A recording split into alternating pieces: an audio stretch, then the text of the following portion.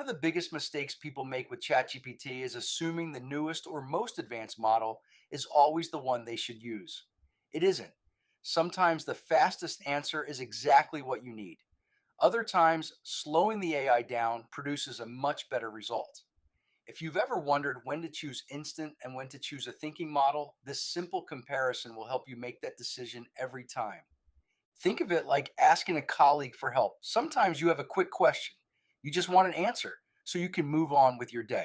Other times you're making an important decision, solving a difficult problem, or planning something complicated. In those situations, you want that colleague to slow down, think through the details, consider different possibilities, and check their reasoning before giving you an answer.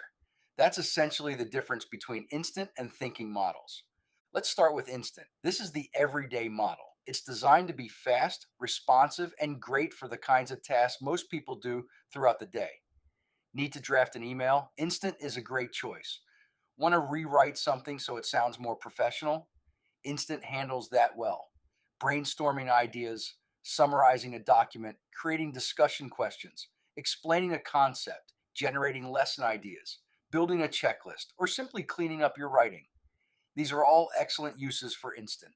OpenAI describes it as the daily driver for ChatGPT because it's optimized for the work most people do most of the time. I use instant about 90% of my ChatGPT interactions. But here's where many people make the wrong choice. They start using instant for work that requires careful reasoning and then wonder why the answer feels incomplete or why they have to keep asking follow up questions. That's exactly where thinking models come in. Thinking modes, such as medium, high, or pro, depending on your version of ChatGPT, are built for problems that benefit from more deliberate reasoning. Instead of rushing to produce an answer, the model spends more effort working through the problem before responding. That doesn't necessarily mean the response will be longer. It usually means it's more carefully reasoned.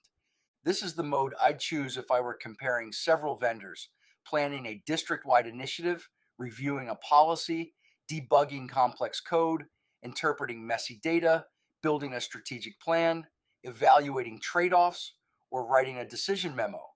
These are situations where multiple variables interact, where assumptions matter, and where taking a little extra time often leads to a much stronger result.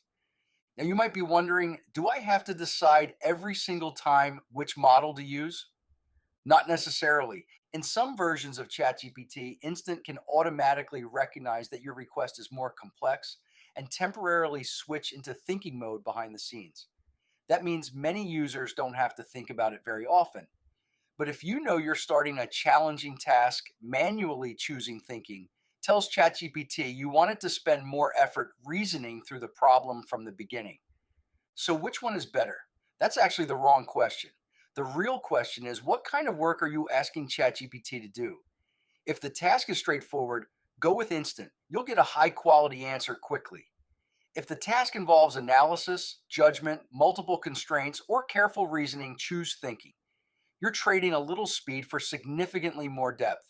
Once you start matching the model to the task instead of assuming one mode fits everything, you'll get better answers, spend less time rewriting prompts, and make much better use of ChatGPT. If you're learning ChatGPT, don't worry about memorizing every model name. Just remember this: instant is for speed, thinking is for depth. Choose the one that matches the work you're doing, and you'll get much better results.